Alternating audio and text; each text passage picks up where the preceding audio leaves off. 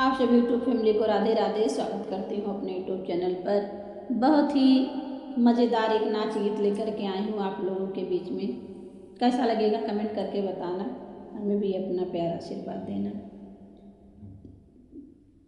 बल में रोज लड़े हमसे ना बोले, बल में रोज झगड़े हमसे ना बोले, हमसे ना बोले गुलरी तरह सोई गए, हमसे ना बोले गुलरी तरह सोई गए, भले लगी गए लसवा हमसे ना बोले, बल में रोज लड़े हमसे ना बोले, बल में रोज झगड़े हमसे ना बोले, हमसे ना बोले बाबूरी तरह सोई गए, हमसे ना बोले बाबूरी तरह सोई गए, भले गड़ी गए कटवा हमसे ना